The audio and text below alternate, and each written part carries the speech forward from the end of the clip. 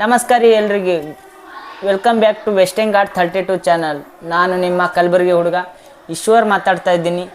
ಇವತ್ತಿನ ವಿಡಿಯೋದಾಗ ಏನಪ್ಪ ಅಂದ್ರೆ ನಾವು ನಮ್ಮ ಒಂದು ಕರ್ನಾಟಕ ರಾಜ್ಯದ ಬಗ್ಗೆ ಸ್ವಲ್ಪ ಮಾಹಿತಿಯನ್ನು ಕೊಡ್ತಾ ಇರ್ತೀನಿ.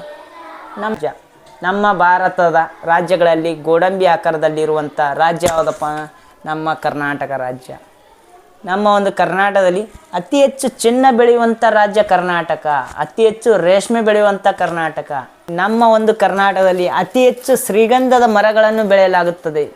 ದಕ್ಷಿಣದ ಗಂಗೆ ಎಂದು ಕರೆಯಲ್ಪಡುವ ನದಿ ಕಾವೇರಿ ನದಿ ಇರುವುದು ನಮ್ಮ ಒಂದು ಕರ್ನಾಟಕದಲ್ಲಿ.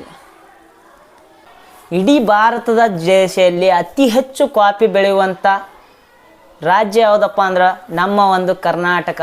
ಚಿಕ್ಕಮಗಳೂರಿನಲ್ಲಿ ಅತಿ ಹೆಚ್ಚು ಕಾಫಿಯನ್ನು ಬೆಳೆಯಲಾಗುತ್ತದೆ. ಅರೇಬಿಕಾ ಕಾಫಿ ಇಲ್ಲೇನು ಕಾಣ್ತದಲ್ಲ, ಇದು ಅರೇಬಿಕಾ ಕಾಫಿ ನಮ್ಮ ಒಂದು ಚಿಕ್ಕಮಗಳೂರಿನಲ್ಲಿ ಅತಿ ಹೆಚ್ಚು ಬೆಳೆಯಲಾಗುವಂಥ ಕಾಫಿ. ಇದು ಬಾಬಾ ಬುಡನ್ಗಿರಿ ಎಂಬ ಬೆಟ್ಟದಲ್ಲಿ ಮೊಟ್ಟ ಮೊದಲ ಬಾರಿಗೆ ಈ ಒಂದು ಕಾಫಿ ಪ್ಲಾಂಟೇಶನ್ ಮಾಡಲಾಯಿತು. ಪ್ರಪಂಚದ ಬೇರೆ ಬೇರೆ ಭಾಷೆಗಳಲ್ಲಿ ಸಿಗದಂಥ ವಚನ ಸಾಹಿತ್ಯವು ನಮ್ಮ ಒಂದು ಕನ್ನಡ ಭಾಷೆಗೆ ದೊರಕಿದೆ. ಬಸವಣ್ಣವರು, ಅಕ್ಕಮಹಾದೇವಿ, ಅಲ್ಲಂ ಪ್ರಭುಗಳು, ಜೇಡರ ದಾಸಿಮಯ್ಯ ವಚನ ಸಾಹಿತ್ಯಗಳನ್ನು ನಮ್ಮ ಒಂದು ಕರ್ನಾಟಕದ ಕನ್ನಡ ಭಾಷೆಯಲ್ಲಿ ಲಭ್ಯವಿದೆ. ಭಾರತದ ರೂಪಾಯಿಗಳಲ್ಲಿ ಕರೆನ್ಸಿಯಲ್ಲಿ ಕರ್ನಾಟಕಕ್ಕೆ ಇರುವ ಸ್ಥಾನ ಎಷ್ಟಿದಪ್ಪ ಅಂದ್ರೆ 4ನೆಯ ಸ್ಥಾನ. ಕರ್ನಾಟಕಕ್ಕೆ ಇರುವಂಥ ಸ್ಥಾನ ಯಾವುದಪ್ಪ ಅಂದ್ರೆ 4ನೆಯ ಸ್ಥಾನವನ್ನು. ಮೊಟ್ಟ ಮೊದಲ ಬಾರಿಗೆ ರೇಡಿಯೋ ಆರಂಭವಾಗಿದ್ದು ನಮ್ಮ ಒಂದು ಕರ್ನಾಟಕ ರಾಜ್ಯದ ಮೈಸೂರಿನಲ್ಲಿ. ಗೋಲ್ಡನ್ ಪ್ಯಾಲೇಸ್ ಅಂದರೆ ಯಾವುದಪ್ಪ ಈ ಪ್ಯಾಲೇಸ್ ಅಂತ ನೀವೆಲ್ಲ ಅಂದ್ಕೊಂಡಿರ್ತೀರಿ. ಗೋಲ್ಡನ್ ಪ್ಯಾಲೇಸ್ ದೀಪಾ ಅಲಂಕೃತ ಅರಮನೆ. ಇಲ್ಲಿ ಏನು ಕಾಣ್ತಾ ಇದೆಯಲ್ಲ, ಇದೇ ದೀಪಾ ಅಲಂಕೃತ ಅರಮನೆ. ಇದಕ್ಕೆ ಏನಪ್ಪ ಅಂದ್ರೆ ಇಂಗ್ಲೀಷಿನಲ್ಲಿ ಬ್ರಿಟಿಷ್ ಇದನ್ನು ಗೋಲ್ಡನ್ ಪ್ಯಾಲೇಸ್ ಎಂದು ಕರೆಯುತ್ತಾರೆ. ಭಾರತ ದೇಶದಲ್ಲಿ ಅತಿ ಹೆಚ್ಚು ಸಾಫ್ಟ್ವೇರ್ ಕಂಪ್ನಿಗಳನ್ನು ಹೊಂದಿರುವಂಥ ಬೆಂಗಳೂರಿನಲ್ಲಿ ಅತಿ ಹೆಚ್ಚು IT/BT ಕಂಪ್ನಿಗಳು, ಸಾಫ್ಟ್ವೇರ್ ಕಂಪ್ನಿಗಳು ಲಭ್ಯವಾಗಿವೆ. ಹಾಗೆ ಏನಪ್ಪ ಬೆಂಗಳೂರಿಗೆ ಏನಪ್ಪ ಸಿಲಿಕಾನ್ ಸಿಟಿ, ಉದ್ಯಾನ ನಗರಿ ಮುಂತಾದ ಹೆಸರುಗಳಿಂದ ಕರೆಯಲಾಗುತ್ತದೆ. ಹಾಗೂ ವಿಶ್ವದ ಅತಿ ದೊಡ್ಡ 2ನೆಯ ದೊಡ್ಡ ಗೋಲಗುಮ್ಮಟ ಇರುವುದೇನಪ್ಪ ಅಂದ್ರೆ ನಮ್ಮ ಒಂದು ಕರ್ನಾಟಕದಲ್ಲಿ.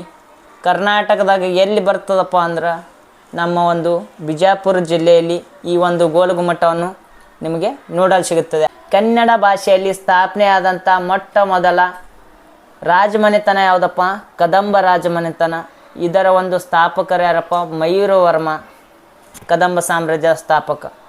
ಅತಿ ದೊಡ್ಡ ಸಾಮ್ರಾಜ್ಯವಾಗಿತ್ತು ಆಗಿನ ಕಾಲದಲ್ಲಿ. ಈಗಲೂ ಸಹ ನಿಮಗೆ ಗೋವಾ ಪ್ರದೇಶವನ್ನು ನಮ್ಮ ಒಂದು ಕದಂಬರ ಮಯೂರವರ್ಮವನ್ನು ವಶಪಡಿಸಿಕೊಂಡಿದೆ. ಈಗಾದರೂ ಸಹಿತ ನೀವು ಗೋವಾದಲ್ಲಿ ಹೋಗಿ ನೋಡಿದರೆ ಬಸ್ಸುಗಳ ಮೇಲೆ ಕದಂಬ ಸಾಮ್ರಾಜ್ಯ ಅಂತ ಹೆಸರುಗಳನ್ನು ನೀವು ನೋಡ್ಬೋದು.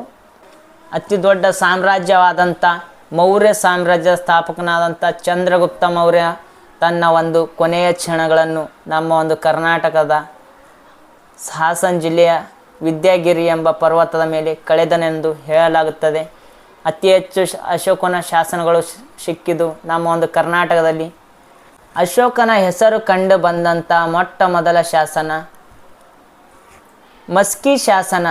ಅದರ ಮೇಲೆ ಏನು ಬರೆದಪ್ಪ? ದೇವನ ಪ್ರಿಯ ಅಶೋಕ ಎಂಬ ಹೆಸರನ್ನು ಬರೆಯಲಾಗಿದೆ. ವಿಶ್ವದ ಅತಿ ದೊಡ್ಡ ರೈಲ್ವೆ ಪ್ಲಾಟ್ಫಾರ್ಮ್ ಇರುವುದು ನಮ್ಮ ಒಂದು ಕರ್ನಾಟಕದ ಹುಬ್ಬಳ್ಳಿಯಲ್ಲಿ. ನೈಋತ್ಯ ರೈಲ್ವೆ ವಲಯ ಅಂತ ಕರೀತಾರಲ್ರಿ, ಅದೇನಪ್ಪ ಅಂದ್ರೆ ವಿಶ್ವದ ಅತಿ ದೊಡ್ಡ ರೈಲ್ವೆ ಪ್ಲಾಟ್ಫಾರ್ಮ್. ಸುಮಾರು 1.5 ಕಿಲೋಮೀಟರ್ ಇರುವಂಥದ್ದು ಈ ಒಂದು ರೈಲ್ವೆ ನಿಲ್ದಾಣ. ವಿಶ್ವದ ಅತಿ ಎತ್ತರದ ಏಕಶಿಲಾ ಬೆಟ್ಟ ಇರುವುದೇನಪ್ಪ? ನಮ್ಮ ಕರ್ನಾಟಕದ ತುಮಕೂರಿನಲ್ಲಿ ಬರುವಂಥ ಮಧುಗಿರಿ ಬೆಟ್ಟವನ್ನು ಏಕಶಿಲೆಯ ಬೆಟ್ಟ ಎಂದು ಕರೆಯುತ್ತೇವೆ. ನಮ್ಮ ಕರ್ನಾಟಕಕ್ಕೆ ಅತ್ಯುನ್ನತವಾದಂಥ ಪ್ರಶಸ್ತಿಯಾದಂಥ ಜ್ಞಾನಪೀಠ ಪ್ರಶಸ್ತಿಯನ್ನು ತಂದುಕೊಟ್ಟಂಥ ದಿಗ್ಗಜರು ಕುವೆಂಪು ಅವರು, ದ ರಾ ಬೇಂದ್ರೆಯವರು, ವಿಕ್ರು ಗೋಕಾಕ್ ಅವರು, ಮಾಸ್ತಿ ವೆಂಕಟೇಶ್ ಅಯ್ಯಂಗಾರ್ ಅವರು, ಇವರ್ ಅನಾಥ್ ಮೂರ್ತಿ, ಗಿರೀಶ್ ಕಾರ್ನಾಡ್, ಚಂದ್ರಶೇಖರ್ ಕಂಬಾರು, ಶಿವರಾಮ್ ಕಾರಂತ್ ಅವರು. ಒಟ್ಟು ಕರ್ನಾಟಕಕ್ಕೆ ಸಿಕ್ಕಂಥ ಜ್ಞಾನಪೀಠ ಪುರಸ್ಕಾರಗಳು 8 ಲಭ್ಯವಾಗಿದೆ.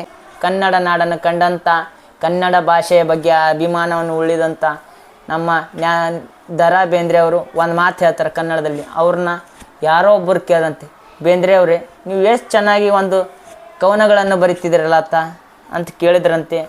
ಅದಕ್ಕೆ ದರಾ ಬೇಂದ್ರೆಯವರು ಏನು ಹೇಳಿದ್ರೆ, ಕನ್ನಡದಲ್ಲಿ ನಾ ಚಲೋ ಪದ್ಯ ಬರೆಯುವುದಿಲ್ಲಲೇ ತಮ್ಮ, ಪದ್ಯ ಬರೆಯೋಕೆ ಕನ್ನಡನೇ ಚಲೋ ಅಂತ ಹೇಳಿದ್ರಂತೆ. ನಮ್ಮ ಒಂದು ಕನ್ನಡದ ಬಗ್ಗೆ ಹೇಳೋಕ್ಕೆ ಪದಗಳೇ ಸಾಲೋದಿಲ್ರಿ. ಕುವೆಂಪು ಅವರು ಒಂದು ಮಾತು ಹೇಳ್ತಾರೆ, ಸಿರಿಗನ್ನಡಂ ಗೆಲ್ಲಿಗೆ ಸಿರಿಗನ್ನಡಂ ಬಾಳಿಗೆ. ಹಾಗೇನಪ್ಪ ಅಂದ್ರೆ ಎಲ್ಲಾದರೇರು ಎಂತಾದರೇರು ಎಂದೆಂದಿಗೂ ನೀ ಕನ್ನಡವಾಗಿರೆಂದು ಹೇಳಿದ್ದಾರೆ. ಎಷ್ಟೊಂದು ಹೇಳಿ ನನ್ನೊಂದು ಇವತ್ತಿನ ಒಂದು ವಿಡಿಯೋನು ಇಲ್ಲಿಗೆ ಮುಗಿಸ್ತೀನಿ ರೀ. ಹಾಗೆ ನನ್ನ ವಿಡಿಯೋ ನಿಮಗೆ ಇಷ್ಟ ಆದರೆ ಲೈಕ್ ಮಾಡಿರಿ, ಶೇರ್ ಮಾಡಿರಿ, ಸಬ್ಸ್ಕ್ರೈಬ್ ಮಾಡೋದು ಮರಿಬೇಡ ಅಂತ ಹೇಳ್ತೀನಿ ರೀ. ಜೈ ಹಿಂದ್, ಜೈ ಕರ್ನಾಟಕ ಮಾತೆ.